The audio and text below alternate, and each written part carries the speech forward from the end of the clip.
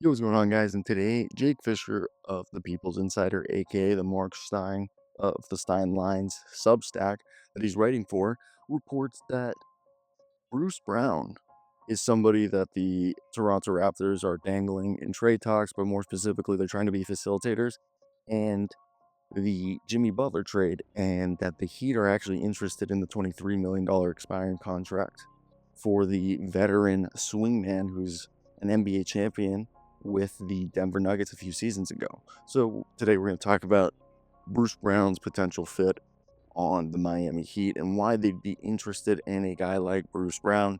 Yeah, he's not really performing much of this season, albeit that's because of injury and just the Raptors being in kind of a gap year.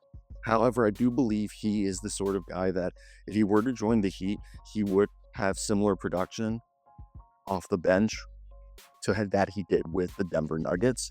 So that's kind of like what will probably framing a lot of the thought process. So before we continue, I want to hear your thoughts in the comment section. What do you think of the idea of Jimmy Butler being traded and Bruce Brown being the guy who they kind of get in return? Because I think they've made it clear that they don't want long-term money, aka Bradley Beal or Chris Middleton, so that they rather go ahead and get someone like a Bruce Brown. Now, let's get right into it.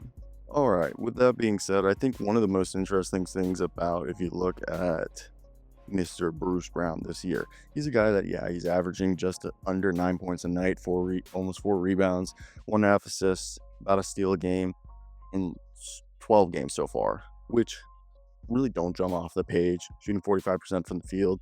He's still a guy who's able to finish at the rim and convert when he's fouled, and his three-point shot, again, 32%, isn't the greatest, but he's still someone who can contribute on the glass and still make an effort as a player who will guard 1 through 4, able to guard quicker guards and bigger wings and forwards, even though he is only 6'4".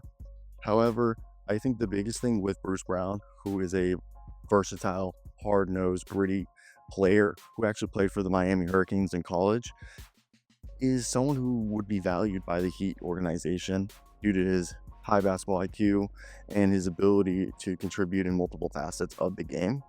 So yeah, I think that's one of the more interesting things about him, as Miami would be able to build a roster even after this season, because if it doesn't work, he's on an expiring deal. So the idea would be you move on.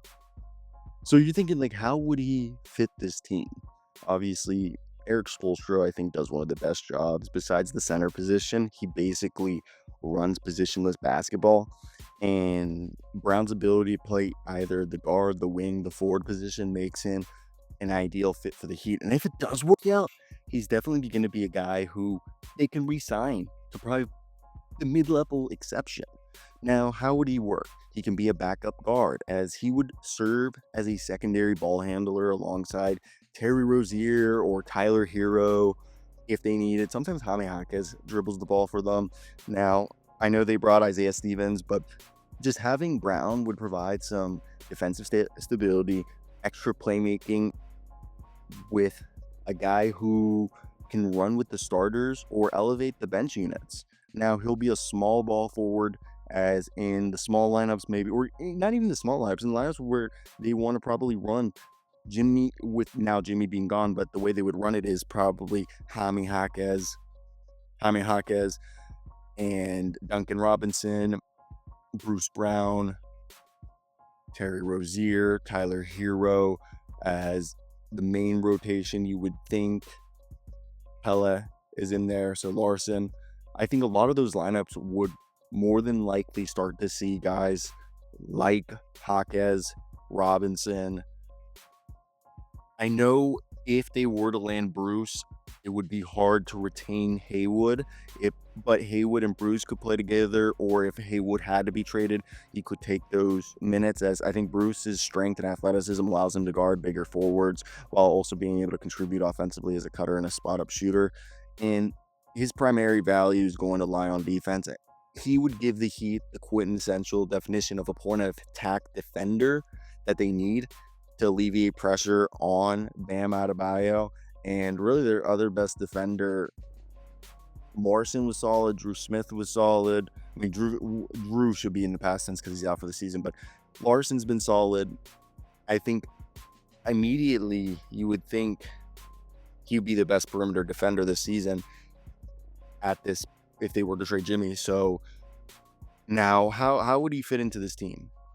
I think that's where it becomes a bit interesting, as his stats would be more akin to what he did with the Denver Nuggets, as the Heat are a team that has been able, when healthy or playing at their best, to be a top team defensively, and his ability to guard elite perimeter players is going to reduce that burden. Now, assuming he's going to come off the bench, I think Brown's energy and hustle would provide a spark off the bench. And again, Jovic, Kevin Love, would they in the small ball units, because that's what I'm saying, is like, you would assume Bam would still be the center, or Khalil Ware, and you wouldn't run Kevin Love or Jovic ever at center, even though they have the height for it. But Brown's energy would give a lineup. If you did run Kevin Love at center and Jovic at power forward, Bruce Brown, who else would you want off the second unit that would still be there? I guess you could say Dunk, because I really don't know what the lineup would look like with